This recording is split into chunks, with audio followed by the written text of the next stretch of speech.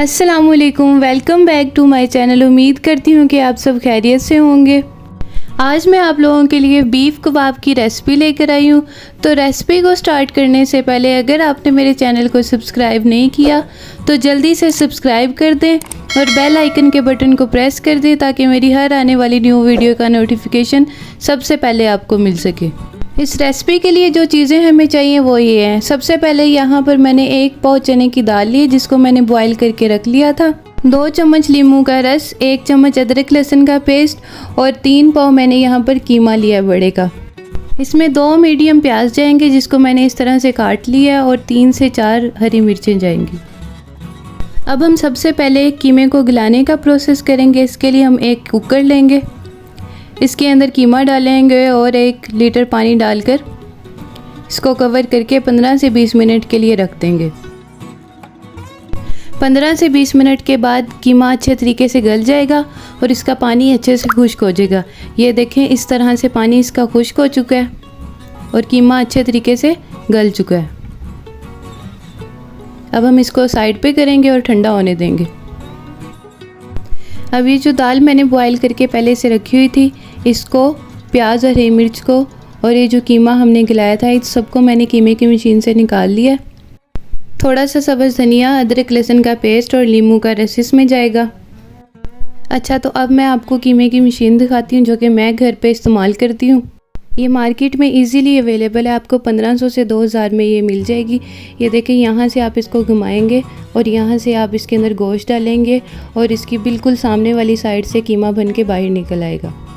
اگر آپ کے پاس یہ مشین نہیں ہے تو کوئی مسئلہ نہیں، آپ بلینڈر میں یا کسی بھی میشر کے ساتھ اس سارے مٹیریل کو میش کر سکتے ہیں۔ کباب کا مٹیریل تیار کرنے کے لیے ہم ایک باؤل لیں گے، اس کے اندر ہم دال، قیمہ، پیاز، ہری مرچ، جتنا بھی مٹیریل ہے ہم باؤل میں ڈال لیں گے۔ سبز دھنیا، لیموں کا رس، ادرک لہسن کا پیسٹ اور کچھ سپائسز اس میں جائیں گی جن میں سے سب سے پہلے 1 چمچ گرم مسالہ، آدھا چھوٹا چمچ اس میں زیرہ جائے گا اور 1.5 چمچ اس کے اندر دھنیا پاؤڈر جائے گا، 1.5 چمچ سرخ مرچ پاؤڈر جائے گا، آدھا چھوٹا چمچ اس کے اندر ہلدی کا جائے گا اور 1 چمچ اس کے اندر نمک کا جائے گا۔ اب ہم اس میں 2 انڈے ڈالیں گے اور 2 انڈے ڈالنے کے بعد اس سارے مٹیریل کو اچھے طریقے سے مکس کر لیں گے۔ آپ نے اس کو اتنے اچھے طریقے سے مکس کرنا ہے کہ ساری چیزیں اس کے اندر حل ہو جائیں۔ انڈے ڈالنے سے ایک تو کباب بہت خستہ بنیں گے اور دوسرا یہ کہ بہت اچھے طریقے سے ہمارا مٹیریل بائنڈ ہو جائے گا۔ یہ دیکھیں میں کس طرح سے اچھے طریقے سے اس کو بائنڈ کر رہی ہوں اور یہ اب اچھے طریقے سے مکس ہو چکا ہے۔ اب میں اس کے اندر 2 چمچ آئل کے ڈال کر اس کو اچھے طریقے سے اگین مکس کروں گی۔ اب میں سارے کبابوں کو شیپ دے لوں گی، تھوڑا تھوڑا سا مٹیریل لوں گی اور اس کو اس طرح سے شیپ دیتی جاؤں گی اور سارے کباب تیار کر لوں گی۔ میں اسی طرح سے پورے مہینے کا مٹیریل تیار کر کے فریز کر لیتی ہوں اور جتنا بھی یہ مٹیریل بنا تھا اس سے آپ کے 40 سے 45 تک کباب تیار ہو سکتے ہیں، اس سائز کے جو میں تیار کر رہی ہوں۔ اگر آپ اس سے بڑے سائز کے بنائیں گے تو اس سے کم آپ کے کباب تیار ہو سکتے ہیں، اور اگر آپ اس سے چھوٹے سائز کے بنانا چاہیں تو آپ کے اس سے بھی زیادہ کباب بن جائیں گے۔ میں نے سارے کبابوں کو شیپ دے لی ہے۔ اب میں آپ کو بتاتی ہوں کہ میں کس طرح سے فریز کرتی ہوں۔ میں نے یہاں پر ایک ڈبہ لیا اور اس کے اندر میں اس طرح سے کباب لگاتی جاؤں گی اور ہر لیئر کے اوپر میں ریپنگ شیٹ رکھوں گی۔ آپ بھی ریپنگ شیٹ رکھیے گا، پیپر مت رکھیے گا، کیونکہ جب یہ فریز ہو جاتے ہیں تو پیپر بالکل اس کے ساتھ چپک جاتا ہے کباب کے، اور جب آپ فرائی کریں گے تو وہ پیپر اس پر سے نہیں اترے گا۔ اگر آپ کے پاس ریپنگ شیٹ نہیں ہے تو آپ کوئی شاپر بھی اس کے اندر رکھ سکتے ہیں۔ ہر لیئر کے درمیان میں آپ نے شاپر رکھنا ہے یا ریپنگ شیٹ رکھنی ہے اور پھر اس کو اچھے طریقے سے ڈھک کر آپ نے فریز کر لینا۔